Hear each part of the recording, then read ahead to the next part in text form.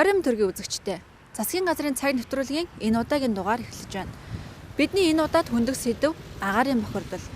За хүн амын эрүүл мэнд, эх орны эдийн засаг, цаашлаад Монгол улсын нэр хүндэд сөргөөр нөлөөлж байгаа энэ бохирдлыг бид нар яавал арилгаж чадах вэ? Засгийн газар ямар төлөвлөгөөтэй ажиллаж байгаа бид нар энэ удаагийн нэвтрүүлгээрээ хүргэх болно. За нэвтрүүлгийнхээ эхэнд одоо бидний амьсгалж байгаа агаарт агуулгадах бохирдуулагч бодисын хэмжээг 7 хоногийн дунджаар нь үзье. PM2.5 буюу жижиг ширхэг тоосонцор 200 микрограмм метр куб байгаа нь Дэлхийн эрүүл мэндийн байгууллагаас тогтоосон стандарт хэмжээнээс даруй 4 дахин их байна. За PM10 том ширхэг тоосонцор 606 микрограмм метр куб байгаа нь за дээрх стандартаас 6 дахин их. Хөхөрлөг хий 235 микрограмм метр куб байгаа нь за энэ стандартаас 4.7 дахин их байна. За тэгвэл азотын давхар эсэл өнгөрсөн 7 хоногийн дунджаар 119 микрограмм метр куб байгаа нь за Дэлхийн эрүүл мэндийн байгууллагаас тогтоосон стандарт хэмжээнээс 2.4 дахин их байгаа юм а. Бид ийм л агаараар амьсгалж байна. Ажилласан хугацаа, зарцуулсан мөнгөө тооцвол аль хэдийн цэвэр агаартай болсон баймаар их тоо сонсогдож байгаа юм а. За агаарын бохирдлыг бууруулах зорилтоор улсын төсвөөс зарцуулсан хөрөнгө 2011 онд 31.5 тэрбум төгрөг, 2012 онд 30 тэрбум төгрөг. За 2013 онд 29.8 тэрбум, 2014 онд 15.3 тэрбум төгрөг. За тэгвэл 2015 онд 5.3 тэрбум төгрөг зарцуулсан бол өнгөрсөн 2016 онд 5 тэрбум, харин энэ 2017 онд 5 тэрбум төгрөг зарцуулах тооцоо гаргасан юм а. Одоо яг тэгээд тийм мөнгө зарцуулсан л гээл яриад байгаа л да. Бид нар яг нөгөө нэг зарцуулсан одоо үр дүн байхгүй юм л да тий. Одоо тэгээд гэр оролтыг устгаж ийж л одоо энэ утаа гэдэг арилна шүү дээ. Тэр бол ойлгомжтой угаасаа нэг шүдэн зурсан угаасаа утаа гарч байгаа. Гэр оролт руугаа л энэ дахин төлөвлөлт рүүгээс анхаарал хандуулж ирэх. Шийдчих асуудлыг шийдэхгүй одоо болтол яваад байна гэдэг бол бас манайхан ч бас мундаг ард иргэд ч бас яасан төвчээртэй үр хүүхдүүд нь өвдөөл имлэг твтэл тэр имлэгт очиод нэг тарианы мөнгө авах чинь хэд вүлээ? Хэдэн төгрөгөөр тэр нэг юу тариулж байгаа вүлээ? Антибиотик. Тодорхой ажил хийхгүй нийтэд нэг юм цацаад ахарчаад аргагүй шүү дээ. Яаж агаарын бохирдол буурах вэ? Баахан одоо цэвэр гарсан тэгэл баахан хөрөнгө оруул хийлээ шүү дээ. Тэгээд чинээ тэр юм дөрөв зарцууллаа. Нэг л тийм нүдэ олоогүй ажил болсон юм шиг байна. Одоо тэгээд бусад орны туршлага харахад бол ерөөсөө л ямар юм шиг шүү дээ. Энэ түүхийн өрсөлдөлдөг практикийг болох хэрэгтэй. Ямар нэг аргаар. За энд нэг зүйлийг онцлон хэлэхэд энэ онд агаарын бохирдлыг бууруулахад 5 тэрбум төгрөг төсвөлсөн байгаа юм. За энэ бол 2011 он зарцуулсан төсөвтэй харьцуулахад 6 дахин бага мөнгө гэсэн үг ээ.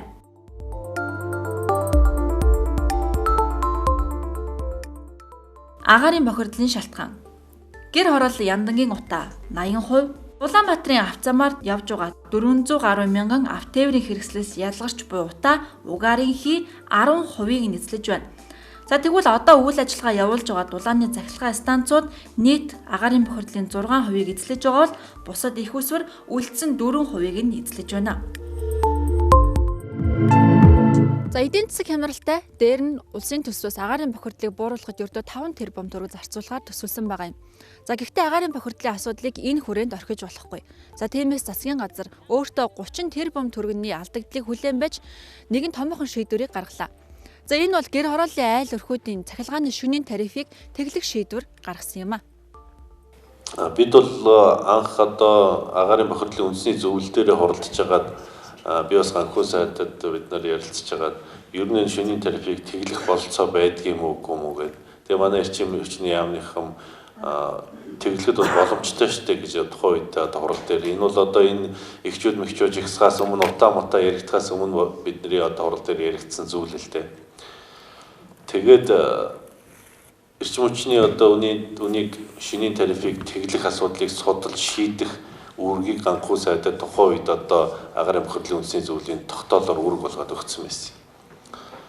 Тэгээд яг энэ агаарын бохирдлын асуудал нэлээд хүчтэй яригдаад эхлэхээр би 1 сарын 1-ээс ихсүүлээ гэдэг ийм үүргийг өгсөн. Яг жоохон бэлтгэл ажлын хувьд бол жоохон хүндрэл бол байсан. А тэгвэл өнөөдөр бол хэвийн одоо юундаа шилжээд ингээ ороо явцсан байж байгаа. Шинийн тарифын асуудал маань.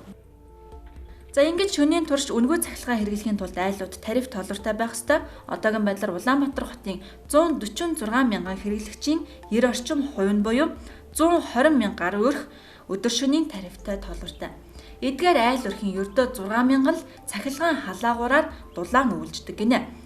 За яг ингэж засгийн газраас олгосон шөнийн турш үнэгүй цахилгаан хэрэглэх боломжийг ашиглан дулаан тогтоо өвлжиж байгаа Чөлтөм Сүрэнгаан гэрт бит очир юм а. За эднийг 2013 оноос хойш гэртээ цахилгаан халаагаар хэрэглэж байгаа үндэсний үйлдвэрлэгч гэрэлтэх нарны туяа компаниас нэг бүр нь 360 мянган төгрөгийн үнэтэй 2 ширхэг халаагаар авчээ. Өөрсдийнхөө эрүүл мэнд амьдралын ачааллаа бодож хотын агаарыг бууцсан ч энэ бол эрхэн хүний үүрэг юм гэдгийг хөгсчүүд ярьсан юм а. Энэ манай тавьсан халаалт бол сайн. Энэ бол энгийн. Эднэр бол бүхэл жилийн одоо дааж. Одоо 3 жил шахал дааж байгаа шүү. Түүний цахилгааны чинь одоо хөнгөлөөг багт чинь манайх чинь баг 90 хэд 100-аад мянган төгрөг заа юу. Одоо бол ерөөсө 40-аас гэтрэхгүй л байна шүү. 42 мянган төгрөг л өгсөн. Одоо энэ сарын гэрлийн мөнгө одоо яаж гарах юм? Одоо ерөнхийдөө манайх залгаад байгаа би үзье гэж бодож байгаа. Тийм. Тэгээд одоо ямар шүү гарах нь ингээд залгачаад одоо тэгээд бүрс гайгүй яг 100 дотроо бол бид нэр одоо юу төлөхгүй. Нөөс төлөхгүй бүх юмаа залгаад одоо яг энэ халаалт тараад амтрна. Айлууд үүнийг хэрэглэснээр хамгийн гол нь нүүрс төлснөөс бага зардал гаргаж ийн гэдэг бид нар гаргаж ирсэн. Тооцоолсон. Жишээ нь одоо айлууд нэг сардаа нэг 100-120 мянган цасны нүүрс төлж байгаа шүү дээ. Тэгээ нүүрс төлөөж сар болгон төлж байгаа. Энэхэд энэ бол өөрөө 30-аас 70 мянган төгрөгийн цахилгаан зарцуулцаа гаргаад амьдарч яана гэдэг бол эдийн засгийн хувьд бол хямд байна гэсэн үг. Бас нэг давуу тал нь юу гэхээр энэ нэг халаагаар авсан ба тохиол дараагийн жилдээ ашиглах бүрэн боломжтой. Би энэ халаалт тавьснаас хойш баг нэг агаар магаар бүх юм цэвэршчихээр зэрэг чинь би чинь баг эмнэлэг явах болцсон шүү дээ. Өөрөө өөдлөх хүсэлтэй босоод ер нь халаагаар авдаг юм. Энэ чинь 300-аас 400 мянгаас төлж авч яах гэж чинь бас тодорхой хэмжээний эдийн засгт нь бас хүндрэлтэй байгаа шүү дээ. Тэгтэл энэ өөрийнх нь амьдралд нь ирээдүйд нь тустай юмаа гэдгийг хүмүүс ойлгосон жаа ухаалаг босоод гэх юм уу та. Тийм босоод ер нь их худалдаа авалт хийдэг. За яг ийм усан халаагаараас эхлээд Монгол гэрт зориулсан дулаан хөшиг. За гэртээ өлгсөн байхад гэрийг дулаацуулдаг уран зураг шиг технологи хүртэл Монголд айл хэдийн нэвтэрчээ.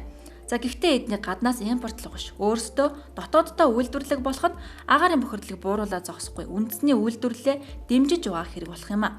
За мөн энэ бүгдийг иргэдэд илүү ойр байлгах үднээс иргэд илүү зорчдог газарт дулаан үйлдвэрлэх технологийн төв байгуулах нь зүйтэй юм а гэж сайд үзлээ.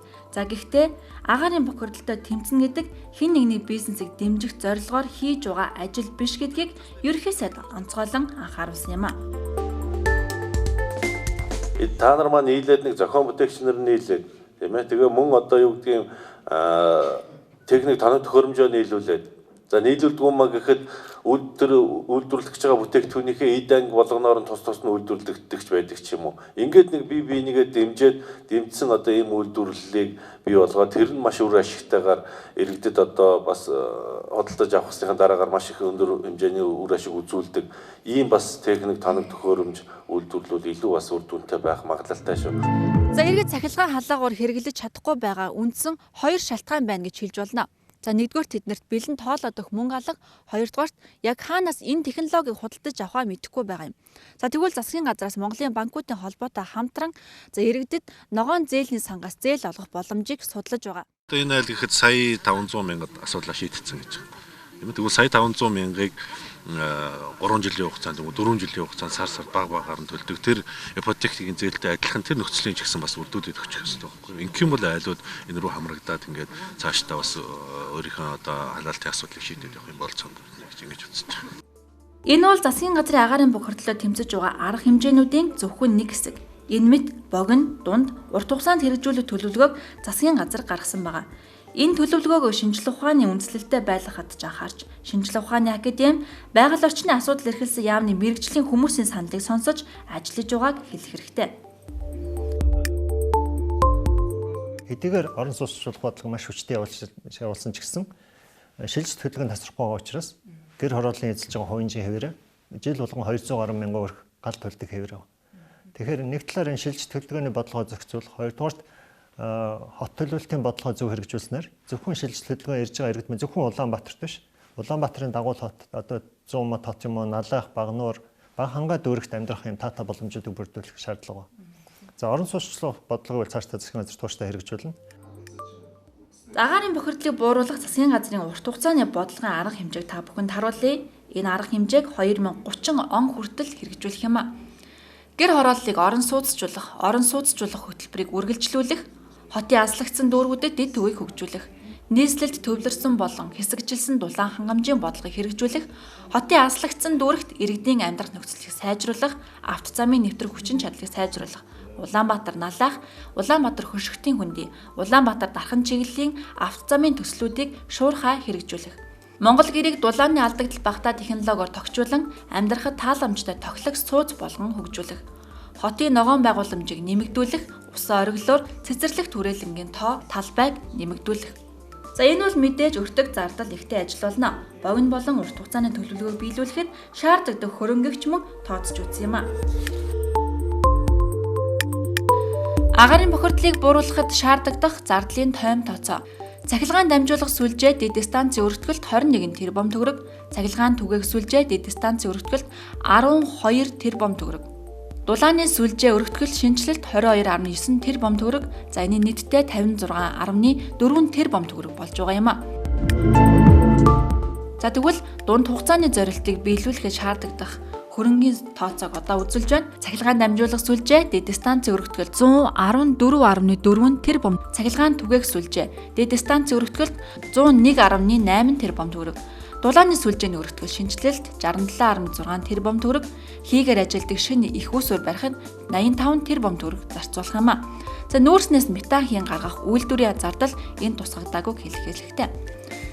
За мөн түүнчлэн дараагийн хийх ажлуудын чагсаалтыг ч мөн харж болохоор байна. Нийтийн тээврийн автобусанд угаарын хийн шүүлтүр тавина. Нийслэлийн автобусны паркийн шинжилгээг хийн, автозамын техникийн үзлэгийн чанарыг сайжруулж, утааны стандартыг нэмэгдүүлэн мөрдүүлнэ. Октан багтаа AI80 түшиг хэрэглээнээс халах, за насжилт өндөртэй автомашиныг хэрэглээнээс аажмаар халах, ногоон байгууламжийг өргөжүүлэх, мод тарих арга хэмжээг нэмэгдүүлнэ. Усан ориглоорыг нэмж байгуулах, хог хаягдлын менежментийг сайжруулах гэх мэтчлэн олон ажлыг төлөвлөд байгаа юм а. За үндэсний аюулгүй байдлын зөвлөл хуралдаж, агаар ус хөрсний бохирдол гамшигын төвшөнд хүрсэн гэж үзэж, онцгой байдлын гормоор ажиллахаар байсан. За энэ гормын хүрээнд Улаанбаатар хотод ирэх орон нутгийн иргэдийн шилжилт хөдөлгөөнийг төр хугацаагаар хязгаарласан шийдвэрийг гаргалаа.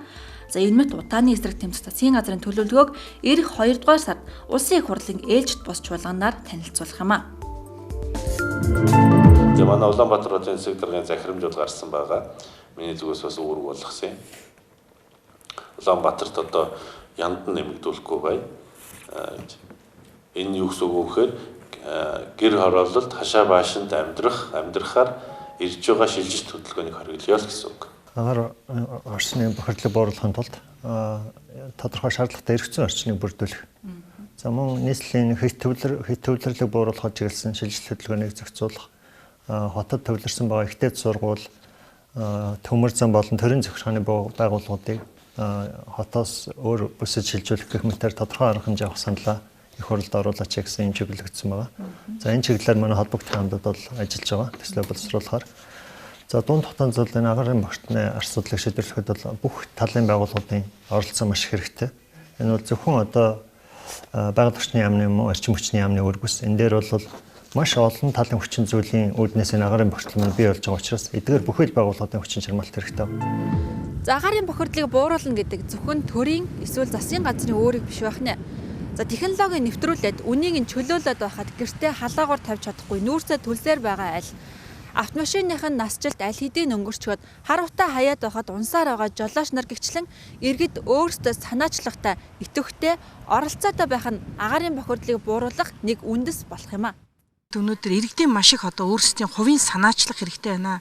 Би одоо 0.7 га газар дээрээ хашаанда амьдрахын тулд өөрийгөө болон өрөөлийг эрүүл ахуйн орчны сайхан цэвэр шаардлагыг хангасан өвчин зовлонгүй ая тухтай амьдрах тэр боломж надаас ихтэй байна гэдгээ ойлгож төр засагтайгаа хамтран ажиллаж энэ шийдвэр гарнаа. Энэ саяны одоо засгийн газрын Эрдэнэтийн засгийн газрын шийдвэрүүд маш зөв л багч болж байна. Одоо төлш хэрэглэхгүй цахилгаанаараа шөнийн терапиор одоо ажиллаад шөнийн терапид гэсэн энэ бол том арга хэмжээ энийг дэмжээс ажилласаа гэж бодож байна. Тэр утааг яг бодит байдал дээр хэн бий болгож байгаа бид нар шүү дээ.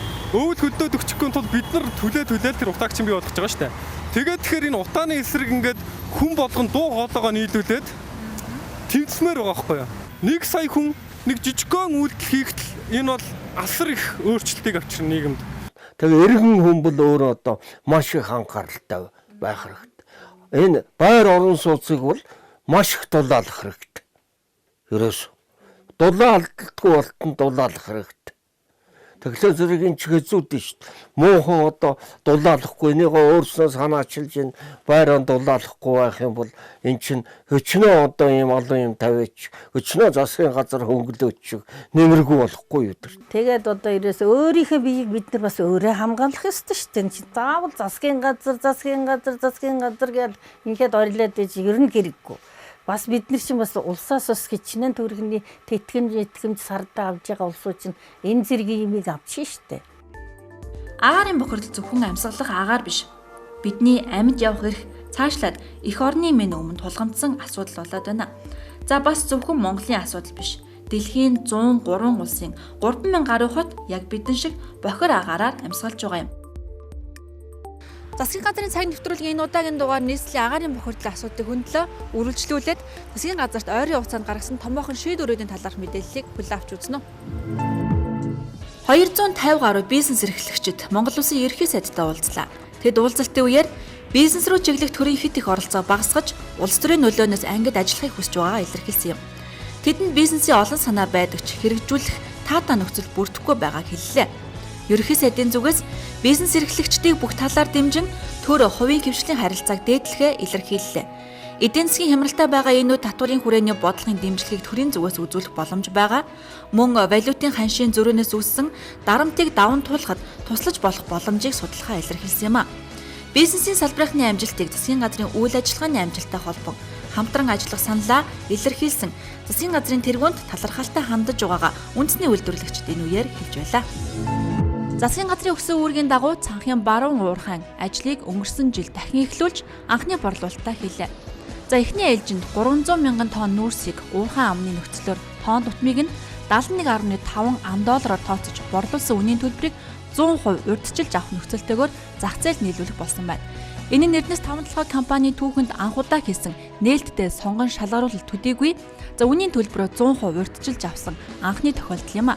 За Эрдэнэс таван толгой компани энэ онд нийт 11.5 сая тонн нүүрс экспортлж, Чалко компани төлөх өрийн үлдэгдлийг ойрын хугацаанд бүрэн барагдуулахаар ажиллаж байна. Засгийн газрын 2016-аас 2020 оны үйл ажиллагааны мөрийн хөтөлбөрт тэтгэврийн зээлийн хөг бууруулах ажлыг шатараатаагаар авч хэрэгжүүлэхээр тусгасан. За тэгвэл хаан банк болон төрийн банкаар дамжуулан тэтгэвэр авагчдын тэтгэврийн зээлийн хүү жилийн 18% хүүтэй байсныг 15 болгон бууруулж байна. Ингэхдээ богино хугацаат буюу 6 сар хүртэлх зээлийн хүүгэл бууруулсан бөгөөд урт хугацааны зээлийг банкны хүүгээр олох юм. Харин өмнө нь тэтгэврийн зээл авчихсан иргэд зээлээ төлж дуусгаж байж 15% зээлийн хүү рүү шилжинэ. Цаашид зээлийн хүүг илүү бууруулах боломж байгаа эсэх. Бага хүүтэй зээлийг бусад арилжааны банкудаар дамжуулан авах зэрэг боломжийг засгийн газар судлаж байна. За эдийн засгийг сэргээх зорилгоор засгийн газраас авч хэрэгжүүлж байгаа олон ажлын нэгийг өнгөрч 7 оны засгийн газрын хуралдаанаар батллаа. Энэ бол алт 2 хөтөлбөр юм а. Хөтөлбөрийг 2020 он хүртэл хэрэгжүүлж, жилд олборлог алтны хэмжээг 2-3 тонноор тогтвортой нэмэгдүүлнэ гэж тооцож байна. Мөн 2020 он гэхэд 25 тонн алт олборлдог болох юм а. Түүнчлэн ашигт малтамлын нөөц ашигласны төлбөр хэлбэрээр жилд дунджаар 33-аас 59 тэрбум төгрөг улсын төсөвт оруулах боломж алт 2 хөтөлбөрийн хүрээнд бүрдэнэ. Тэгээс 18 хүртэлх насны хүүхэд бүрт хүүхдийн мөнгө олгох шийдвэрийг засгийн газрын тэргүүн өнгөрч 7 хоногт үүрэг болголоо. Өрхийн амжиргааны төвшин тодорхойлох судалгаанд хамрагдсан өрхийн хүүхдүүд энэ мөнгийг авах бөгөөд энэ нь мөнгө авах ёстой нийт хүүхдийн 60% болж байгаа юм а. За үлдсэн 40% оногдох хүүхдийн мөнгийг бэлэн бусаар хуримтлуулж 2019 оноос нөхөж олгох юм. За та үйлчлүүлэх банкаа өөрөө сонгож хүсэлтээ гаргана. Ингэхдээ иргэний цахим үнэмлэх хүүхдийн төрсний гэрчилгээ хэрэв хүүхэд 16 нас хүрсэн бол иргэний цахим үнэмлэхийг нь авч банкнд бүртгүүлэх ёстой.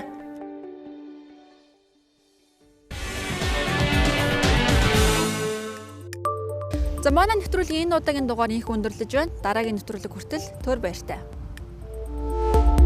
Иргэн та Монгол улсын засгийн газраас гаргаж байгаа шийдвэрийг захим орчинд дараах хаягуудаас цаг алдалгүй шуурхай хүлээн аваарай.